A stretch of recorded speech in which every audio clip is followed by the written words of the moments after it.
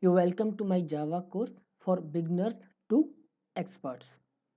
In today's video, we are going to learn switch statement in Java.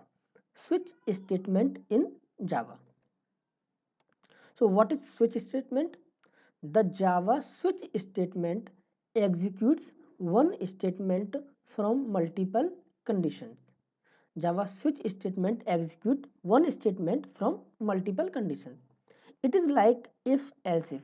We have earlier learned if else if. It is similar to if else if statement. The switch statement work with wide, short, int, long and enum types and enum type. So switch statement works with byte, short, int, long or enum type and some wrapper types like byte, short, int and long. What is wrapper? Wrapper is a class similar to uh, data type. For the byte data type, byte wrapper class is available. For short data type, short wrapper class is available. Wrapper class is a class which have some method to perform some operation on data type. So what is a wrapper class? We'll learn in upcoming videos in detail. So till now just you have to understand in switch statement either we can use a data type like byte, short, int, long or enum type. What is enum? We also cover in upcoming videos and also we use a wrapper classes byte, short, int and long. But since Java 7 you can use string in switch statement as well. From Java 7, from the Java 7, we also use string in switch statement. So this is the switch statement.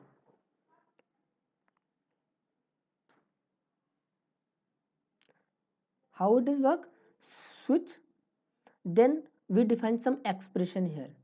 After evolution of this expression, what will be the result? This result check with the value 1 which is in case 1. So we define switch. For this switch we define multiple cases like this is if and this is if else. If else. So suppose this expression value will match with case 1 value, then the block of case 1 will be executed. If the expression value match with the case 2 value, then case 2 block will be executed. Okay, and so on. But at the end, if you want that if no one case value is matched, then also something should be executed. Then at this time you can define your default case with default keyword. If no one case match with the expression, also then your default case will be executed. Okay, now one thing, after after the execution of the code which we have written in the case block, we use a break statement. Why break statement? As this case is matched with this expression, it will execute the uh, statement of this case. After the execution, if we want to stop to check the other cases, we use break. As we use a break, the control comes on break. As it executes the break statement, it comes out from the switch statement. It comes out the switch statement. So control comes out from the switch statement after executing the break statement. So why we use a break statement? We use a break statement to come out from the switch block. Okay, or so that our control should not be matched with other cases, because we need not to match other cases. Okay, so that's why we use a break statement. Here are some points to be remember. Number one, there can be one or n number of case values for each switch expression. There can be one or n number of case values for a switch expression. It means we can define n number of cases for each switch expression. Number 2, the case value must be literal or constant. The case value must be literal or constant. It does not allow variable. So in the case, you must define the constant, you cannot define the variable. Number 3, the case value must be unique. In case of duplicate value, it will throw compile time error. Means two case cannot be have similar value. If you define similar value for two case, it will throw compile time error. Number 4th one is Java switch expression must be byte, short, int, long, and with its wrapper type. Means byte class, short class, int class, and long class, and enum and string. So the switch expression can be only byte, short, int, long, and its wrapper classes and enum and string type. That's only. Apart from that, you cannot define as a switch expression anything. Number 5th is each case statement. Each case statement can have a break statement, which is optional. When control reaches to the break statement, it jumps the control after the switch expression. If a break statement is not found, it executes the next case.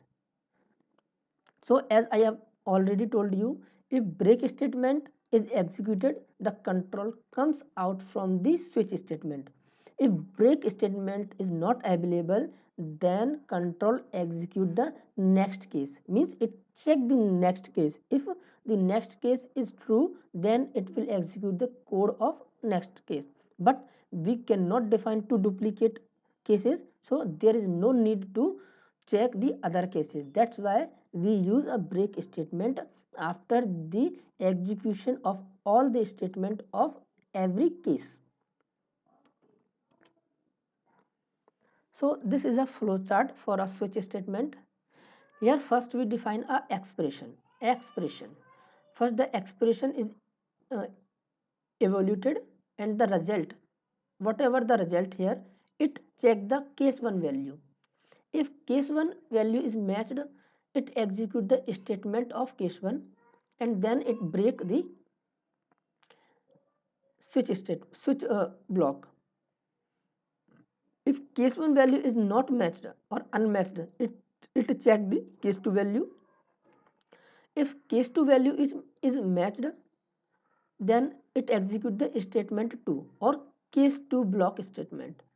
After the execution of case 2, break will be called. So the control will come out from the switch expression. In the same process, case n matched, then statement n is executed, then break statement executed. If there is no case is matched, and if we want to execute something, then we use a default case. Default case is executed if no one case is matched.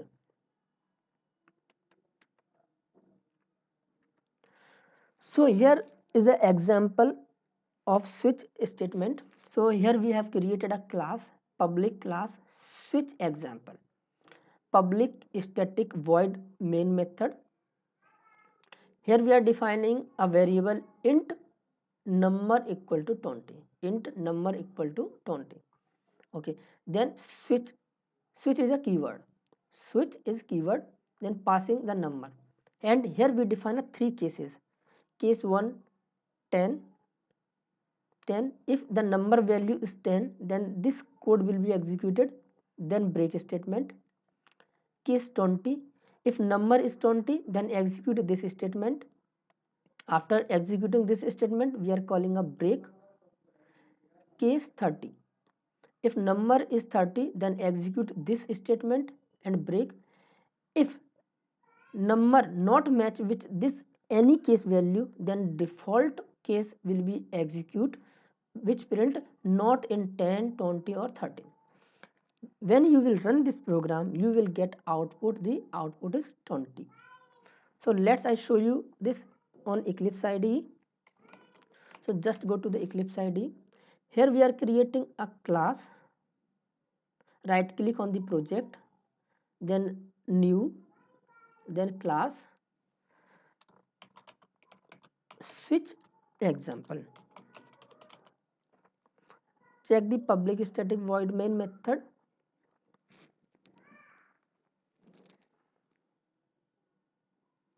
Then shift and okay.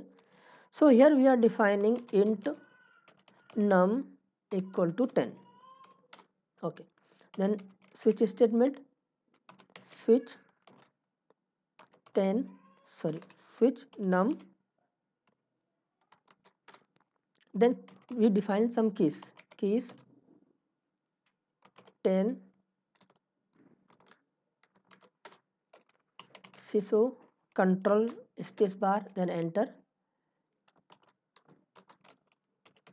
Number is 10.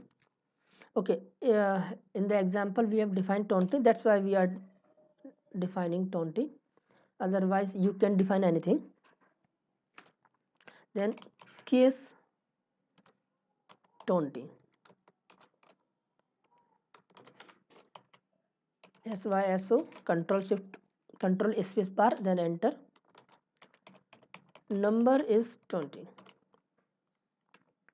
Case 3, which is case 30, syso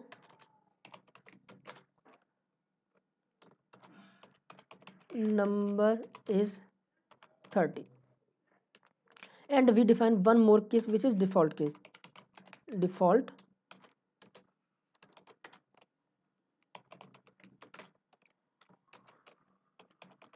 number is not 10, 20, 30. Okay.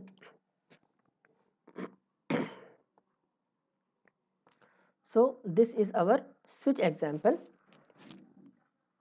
Here we define a switch statement and case statement.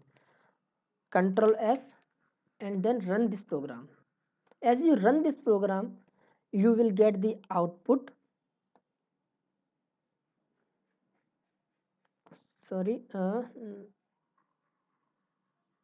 Number is 20 and number is 30. Why? Let's say what is the problem with it. Okay, actually we are not using a break statement. That is why it is executing the next block as well. So here you can see, if you will not use a break statement, then after matching the case, all cases will be executed. Why it is not printing 10? Because this condition is false. So this case is not matched, but this case is matched. So after this case matched, this case will be executed if we are not use a break. If here we define a number 10, then you can see 10 is matched and we are not using break. So 20 also execute, 30 also execute, and default also execute. Let's see. You can see. That's why we use break statement in each of case. So here break. Okay. Here also break. Here also break. Okay. Now we run the program. Only number 10 will be executed, because as this statement is executed, print the 10 and break bring the control from out from the switch statement. So nothing will be printed after this number is 10 printed. Okay, if no one case is match, suppose we define a 40, so no case will match. In this case, default case will be executed. Let's see. So number is not 10, 20 and 30. So no one case is matched with the switch expression. So the default case will be executed. So this is the example of switch, how switch works. So now let's go.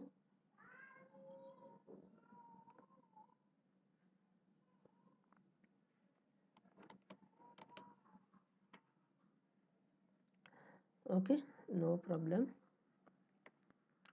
So friends, it is all about the switch and case statement. I hope you understand the concept of switch and case statement. This is also used in the industry sometimes where it is required. Uh, so just practice this, and thank you for watching this video lecture, and watch my next video for learning new things in Java.